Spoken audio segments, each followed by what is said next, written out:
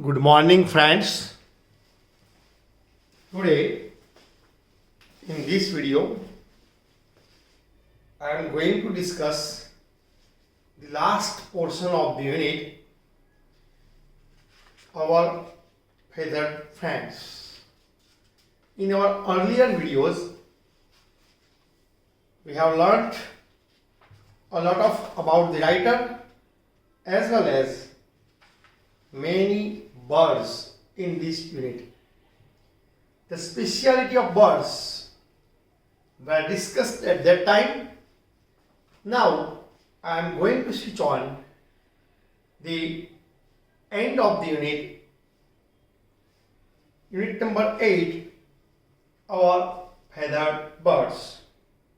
Open your textbook, page number 97. The very first line of this unit on page number 97 is, Devangi said, "Well, Subbu, every year we have thousands of birds as our guests from Europe, Siberia and other countries.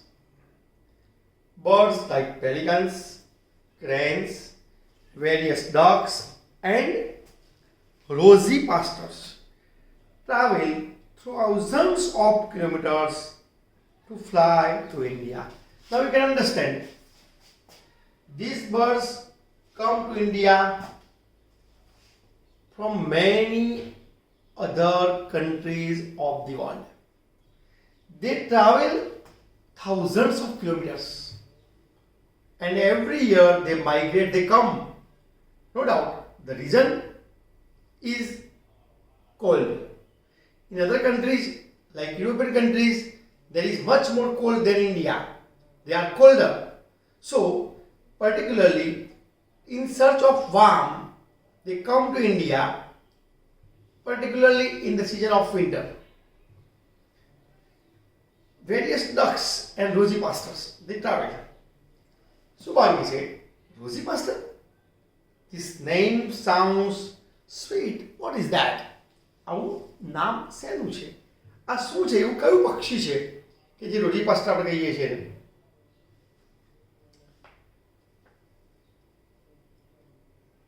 Devangi said, "It is a bird like our maina. Roji pastor is vaiya in Gujarati. Its color is dull brown and pink." આપણે ગુજરાતીમાં ભૈયા નામનું પક્ષી બોલીએ છીએ, એ અંગ્રેજીમાં એને રોજી pastor કહે છે. Devangi said, "It is a bird like our maina and it is said vaiya in Gujarati." Subhangi said, "It is the same one I see during winter flying in the flock." What do you mean by flock? Flock એટલે જે પક્ષીઓનું જે સમૂહ હોય ટોળું, એને flock કહીશું. જે પક્ષીઓનું ટોળું છે, સમૂહ છે આખો. Yes.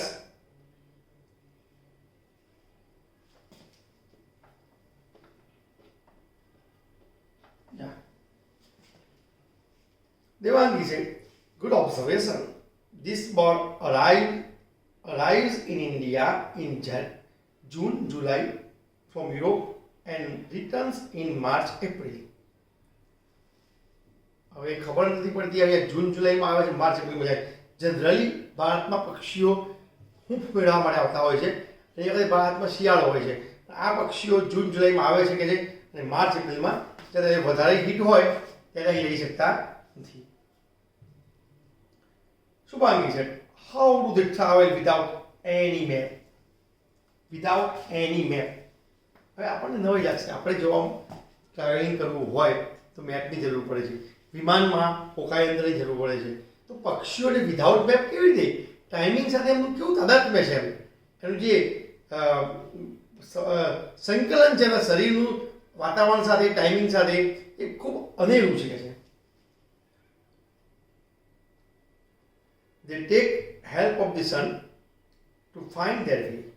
While they come, they travel in the early morning and during return migration, they fly in the evening. Migration, to migrate.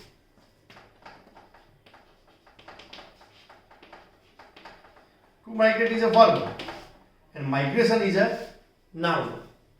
કે તેને સ્થળાંતર કરતી વખતે એક જગ્યાએથી બીજી જગ્યાએ જતી વખતે સામાન્ય સંજોગોમાં સવારનો સમય પસંદ કરે છે આવવા માટે અને જવા માટે એ સાંજે એ જગ્યાએ પહોંચી જાય. કહેવાનો મતલબ એ જ છે કે નીકળે એ સવાર હોય અને પહોંચે ત્યાં સાંજ હોય એવું સેટિંગ કરીને ચાલતા હોય છે. શું બાકી છે? Do they all use the same pattern for migration? What do you mean by pattern? ખાસ પ્રકારની એક પદ્ધતિ હોય છે, એમની એક જેની કે શૈલી હોય છે ખાસ. ઘણા પક્ષીઓ વી આકારે ઉડતા હોય છે, ઘણા ડબલ્યુ આકારે ઉડતા હોય છે, ઘણા રાઉન્ડ શેપમાં ઉડતા હોય છે, ઘણા માત્ર સીધી લાઈનમાં જ જતા હોય છે. તો આ એમની પેટર્ન છે જવાની, કેવી રીતે જવું ખાસ. Of course not. Migratory birds fly in different patterns. Birds like cranes, ducks, and geese fly in formation of V shape. જે ક્રેન છે, બગલા જેવા પક્ષીઓ જેવા છે, પછી કે છે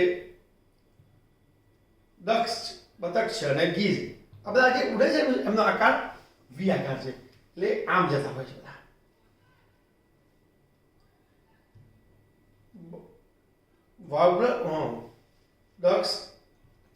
Certain ducks, warblers and flycatchers travel in groups.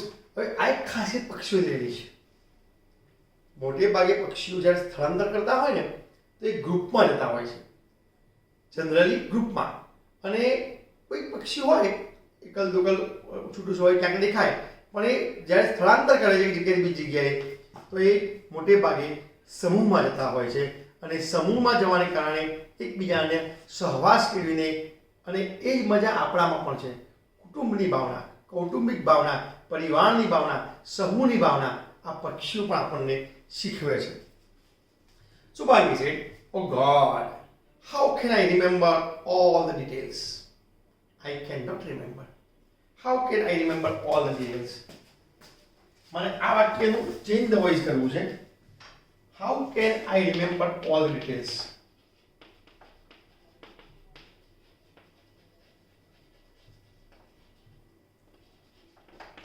અહીંયા તમે જોશો આ એક્ટિવ વોઇસમાં વાક્ય છે, because subject is here, verb is here and object is also here. How can I remember all the details? Now I am going to turn it into passive voice. How can, હવે હું object મૂકીશ, all the details, અને modern તરીકે can આવ્યું એટલે આપણે અવશ્ય બી મૂકવું પડશે. How can all the details be remembered? Verb 3 એટલે કે પાસ્ટ પાર્ટિસિપલ મૂકીશું રિમેમ્બર નું, by me. How can all the details be remembered by me? That means in the sense that she is unable to remember all the details orally. She requires books or authentic material which gives knowledge regarding the speciality of the birds. Devangi said, "That's easy. Remember these steps while birding." હવે એને સમજાવે છે ખરેખર શું કરવાનું એમ. Birding means what? પક્ષીઓનો જ્યારે આમ નિરીક્ષણ કરવાનું કામ હોય છે, જે ઓબ્ઝર્વેશનનું કામ છે, it is called birding. Devangi explains what to do and Subhangi follows Devangi. First one is see the color of the bird. પહેલું આટલું પક્ષીઓનો રંગ તમે જુઓ. એટલે આપણે ઓબ્ઝર્વ સીધું આમ સામાન્ય રીતે જોઈ લઈએ છીએ, પણ ખરેખર ઓબ્ઝર્વ કરવું હોય તો ડિટેલમાં એના રંગને ધ્યાનથી જોવાનું છે એકદમ. અને આ વસ્તુ એમને નથી થયું, એના માટે અંદરનો રસ જોઈએ. રસ હોય વિલ ફાઇન્ડ અ વે કહેવાય છે, મન હોય તો માળવે જવાય. તો એનામાં ઈચ્છા હોય તો અને તો જ આ કામ થઈ શકે છે. એટલે see the colour of the bird, observe it size, એની સાઇઝ પણ ઓબ્ઝર્વ કરો. બીજા નંબર પર, ત્રીજા નંબર પર કહે છે notice the shape and length of the bill and tail. હવે પક્ષી કેટલું લાંબુ છે, એની ચાંચ, બિલ અને એની ટેલ, પૂંછડી કેટલી લાંબી છે, તો એના આધારે પક્ષીનો પ્રકાર, એની જાતિ, એની ખાસિયતો, એની રહેણી કહેણી, એનો પ્રદેશ, આ બધી માહિતી આવી જાય છે. Fourth number is place of sight like perched on a tree or wire, in water body, open ground, grassland or sky. Is a place of sight. એનું જે દ્રશ્ય ક્યાં ક્યાં જોવા મળે પક્ષી એ ઓબ્ઝર્વ કરો. ભાઈ તળાવની પાળે જોવા મળે છે, વૃક્ષ ઉપર જોવા મળે છે, સૂકા પ્રદેશમાં જોવા મળે છે, લીલોતરી હોય ત્યાં જ જોવા મળે છે, ખેતરમાં જ જોવા મળે છે. ક્યાં પક્ષી તમને જોવા મળે છે એ ખાસ કે તમે ઓબ્ઝર્વ કરો. So બાકી છે. That's true. Thank you, Didi, for introducing me to the colorful world of words. અહીંયા કેમ કલરફુલ કીધું છે ભાઈ? મૂળ શબ્દ કલર છે. એ કલરફુલ શબ્દ શું કહેવાય?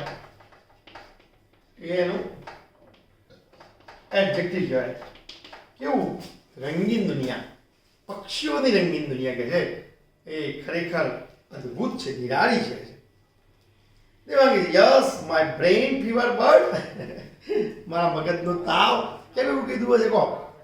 કારણ એટલા માટે તે મારું લોહી પીધું છે, કે મારું મગજનું દહીં કરી નાખે. આપણે ગુજરાતીમાં બોલીએ છીએ ને, મગજનું દહીં કરી નાખી જાય. એટલે શું કે તે મને જબરદસ્ત પજવી, તો કે મને ગમ્યું, તારી ક્યુરિયોસિટી મેં પ્રોવાઈડ કરી દુઆ અને તને સંતોષ આપ્યો. એટલે અને ગમતમાં બોલી અરે મારા મગજના તાવ એમ બ્રેઇન ફીવર બર્ડ. એને કીધું કોને? શુભાંગીને. મિત્ર છે, what's that? Shubhangi, a bird like Shubhangi. Shubhu, search about this bird. આ પક્ષી શોધો. કેવું? શુભુ. હવે ખબર પડી, હા, જેને વારંવાર પ્રશ્નો પૂછ્યા, વારંવાર જાણવા માટે તૈયારી બતાવી, એ આ શુભાંગી નામનું પક્ષી. મિત્ર છે, remember શુભુ, we need birds on the tree, on the earth, as they eat up insects harmful to our crops. પક્ષીઓ ઉપયોગી પણ છે. કેમ કે આ પક્ષીઓ આપણા ખેતીના પાકને જે નુકસાન કરનારા જીવાણુઓ છે, જીવજંતુઓ, એ જીવજંતુઓને આ પક્ષીઓ ખાઈ જાય છે અને આ રીતે પાકને થતું નુકસાન બચાવે છે. એટલે કે ખેતીમાં પણ આ પક્ષીઓ ઉપયોગી. ઘણા પક્ષીઓ સીધા પાકનો પણ નાશ કરે છે. એવું નથી કે માત્ર જીવાણુ જ ખાય છે, પણ મોટે ભાગે પક્ષીઓ જીવાણુ એ ખેતીને નુકસાન કરતા જીવાણુ ખાઈ જાય છે અને આ રીતે ખેતીમાં હેલ્પફુલ પણ થાય છે. They are also helpful in spreading of seeds. To seed, SWD, seed means what? Seed એટલે બિયારણ. Seeds, બિયારણ. અને કહે છે કે they are also helpful in spreading seed. તમને નવાઈ લાગશે, પક્ષીઓ બિયારણો એક જગ્યાએથી બીજી જગ્યાએ ફેલાવે છે. તમે કદાચ જોયું હશે, કોઈ દિવાલ ઉપર પીપળાનું ઝાડ ઉગેલું દેખાતું હશે, દિવાલ ઉપર વડલો દેખાતો હશે, દિવાલ ઉપર બીજો વૃક્ષની ઝાંખરા દેખાતા હશે. કેવી રીતે બની શકે? શું ચણતર કરતી વખતે કડિયાએ એનું બી મૂક્યા હશે? ના, પણ એ દિવાલોમાં ક્યાંક સામાન્ય તિરાડ પડી હોય, પક્ષી બેઠા હોય અને પક્ષીએ એનું વેસ્ટ મટીરિયલ આપણે ચરક કહીએ છીએ, એનું ત્યાં જવા નાખ્યું હોય, એટલે પક્ષીનો જે વેસ્ટેજ છે, શરીરનો કચરો, એમાં ખાધેલા બિયારણો પણ અંદર આવી જતા હોય છે અને આ રીતે સ્પ્રેડ થતા હોય છે. એટલે પક્ષી એક જગ્યાએથી બીજી જગ્યાએ જાય છે તો એક જગ્યાનું બિયારણ બીજી જગ્યાએ લઈ જાય છે. They are spreading. આ રીતે તેઓ સ્પ્રેડ કરે છે. Take care of birds. They entertain us with their sweet calls. એમનો મધુર ટહુકો આપણને ખરેખર આનંદ આપે છે. મોર બોલે કોયલ બોલે, પોપટ બોલે, આપણને ગમે, એના મધુર ટહુકાઓ ખૂબ ગમે, એનો ચી ચી ચીનો અવાજ પણ આપણને ગમે, અને માટે કહે છે કે આપણને એન્ટરટેનમેન્ટ પૂરું પાડે છે. Take care of birds, they are the true indicators of a healthy environment. વાસ્તવિકતા છે. સ્વાસ્થ્યપ્રદ વાતાવરણના સાચા ઇન્ડિકેટર છે. ઇન્ડિકેટર એટલે કે દ્રશ્ય, અમે કે આપણે બાઇકમાં જે લાઇટ હોય છે બંને સાઈડ બાજુવાળા, એ ઇન્ડિકેટ કરે છે મારે આ બાજુ વળવું છે, એટલે એને ઇન્ડિકેટર કહેવાય. ઇન્ડિકેટર શું કે જે તમને દિશાસૂચક કહેવાય, દિશાસૂચક તમને બતાવે. તો પક્ષીઓ આવા સાચા દિશાસૂચક છે ને ભાઈ, કે જે હેલ્ધી એન્વાયરમેન્ટના, સ્વાસ્થ્ય પર્યાવરણના દિશાસૂચક છે. ઘણા લોકો ગામડામાં આપણા આજે પણ પક્ષીઓ દ્વારા વર્ષનો વર્તારો જોતા હોય છે. વરસાદ કેવો પડશે, વાતાવરણ કેવું રહેશે, અને ખેતી પાકશે કે નહીં, આ બધું they are the true indicators. Shubhangi said thank you દીદી, અને શુભાંગી આ રીતે દીદીનો આભાર માને છે, પોતાને ખૂબ સારી માહિતી પ્રોવાઈડ કરવા બદલ તે આભાર માને છે. અહીંયા આપણે પક્ષીઓ વિશેની ઘણી બધી રસપ્રદ માહિતી આ પાઠમાં જોઈ. આજે આપણે આ પાઠ પૂર્ણ કરીએ છીએ, પરંતુ આ પાઠમાંથી માય ફેવરાઇટ બર્ડ અથવા બર્ડ્સ ઓર ફેથફુલ ફ્રેન્ડ્સ અથવા બર્ડ્સ વિશેનો કોઈ પણ નિબંધ પૂછાઈ શકે છે. માટે આ પાઠને 2-3 વખત વારંવાર વાંચવો અને બર્ડ વિશેનો નિબંધ બનાવવા માટેનો પ્રયત્ન કરવો હિતાવહ રહેશે. મળીશું નવા યુનિટ સાથે, નવા ટોપિક સાથે, ગ્રામરના નવા મુદ્દા સાથે આપણે નવા વિડીયોમાં. ત્યાં સુધી આ અગાઉના વિડીયો પણ આગળતા રહેજો, જોતા રહેજો. ક્યાંય કન્ફ્યુઝન લાગે, મૂંઝવણ લાગે તો અચૂક મારી મુલાકાત પણ કરજો. બાય, જય શ્રી કૃષ્ણ, આવજો.